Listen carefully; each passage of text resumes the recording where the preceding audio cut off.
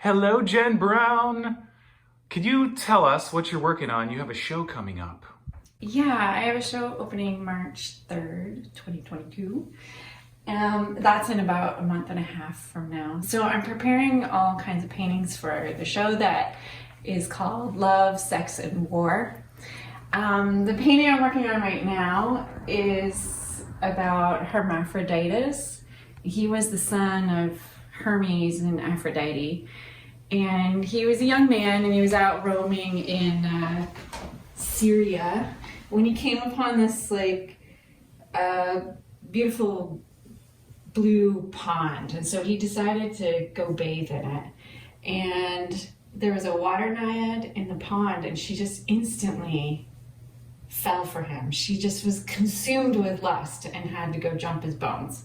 And he obviously, is scared and jumps back because he doesn't know. He's like, what the hell's going on? And she, because he rejects her in that way, she calls out to the gods, make me one with him. And so they do. And they turn him into one body, which is a hermaphrodite. I did a photo shoot with a couple models. And then I did a drawing of it on paper, and then I took that drawing and expanded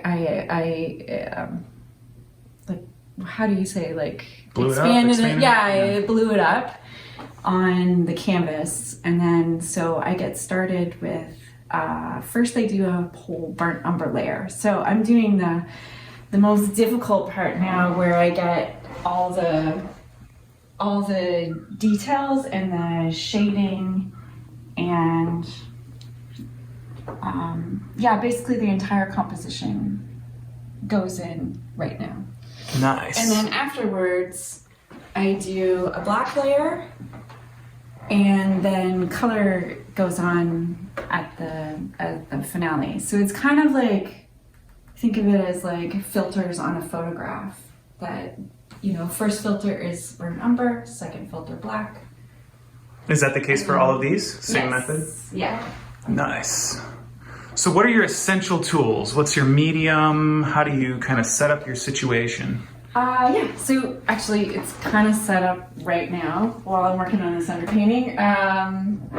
Burnt umber, I have a lot of that. And then I just have mineral spirits to clean my brushes. And then on my palette, it's just a little bit of burnt umber and a medium that I make out of mineral spirits and linseed oil. And with the burnt umber, it dries overnight, so I can work on it again the next day, which is really helpful. And then I just, I have a ton of brushes that I scrub stuff in with, and I just buy cheap brushes, and then I chuck them when they're all scrubbed down and they're doing just butts. Right. So it's sort of a glazing situation. You lots of thin layers. Yeah, lots of thin layers. And I use very little paint, so it's very economical, actually. But it's like the old master way to do painting. I mean, it's still my own thing that I've developed, my own method, but I do take a lot of inspiration from, Rembrandt and Caravaggio. Yeah, that looking through, I mean, I think of glazing as such a great way to do skin because of the way that, we look through our literal skin layers anyway. Yeah, I think glazing makes skin look really great, but glazing is not forgiving. So it's really hard to make a mistake, because if you have to paint out your mistake, you end up putting white in there, and then the white shifts the temperature of what you're working on. So if you wanted it to be warm, just having a white, even if you paint it out with white and then paint over it again, it ends up looking cool. So composition ahead of time is a big deal to you. Yes. Oh, the entire thing is highly planned before I get started. Because as I mentioned, it's hard to make corrections, to change the painting midway through. Awesome. In fact, there's a painting there beside you, Paul. It's called the Allegory of Painting.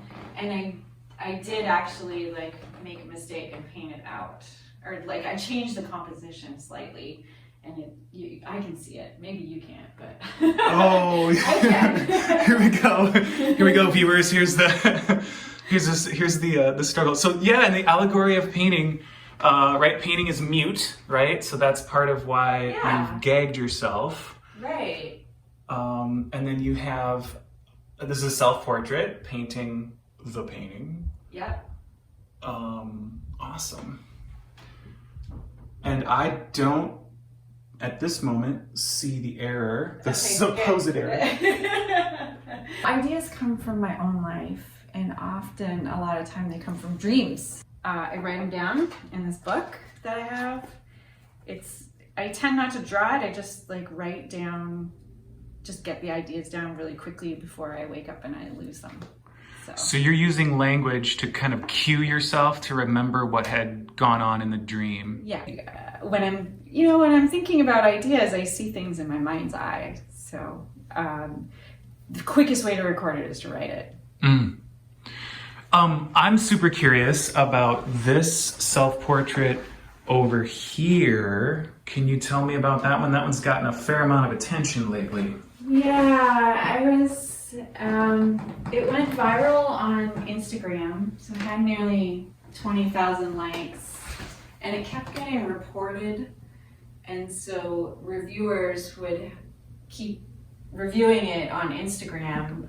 So that happened several times, but the last reviewer decided that it was sexual solicitation, I think. And so they took my post down, and other people kept reporting other things on my account too, so like any kind of nudity. So Instagram is threatening to delete my account now. If I have just one more infraction, I'm done. So that's really a shame. The painting is about like how can we look at women and not through the male gaze? Like how can we see someone naked and not nude, especially women? And I think the expression on my face reveals that, this is not sexy. This is about actually love that I've known in my life, and I'm offering it up, and it's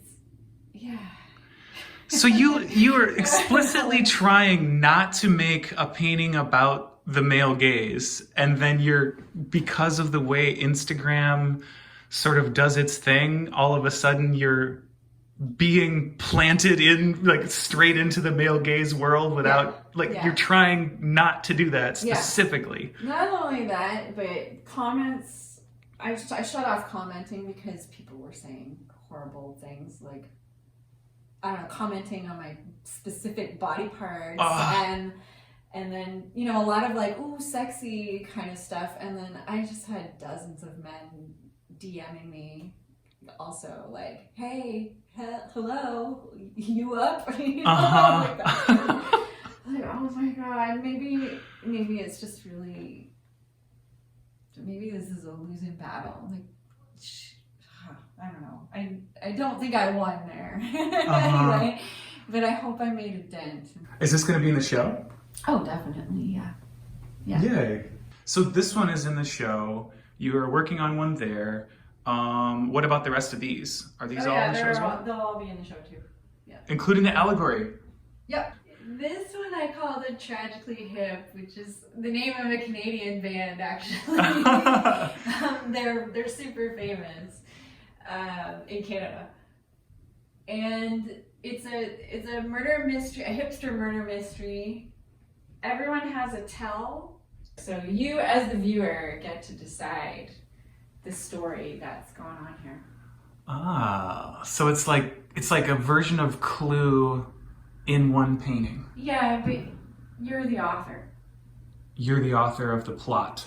Yeah, I can't say that I'm somehow a master of paint. Paint just sometimes does not do what you want it to do, and I think people don't really know this. It's kind of incredible how hard it is to paint. I wanted to be able to understand who I am or who we are as people. I use a lot of stories in my art, and to try to like psychologically understand myself and my relationships with other people, which, you know, can get rather messy sometimes.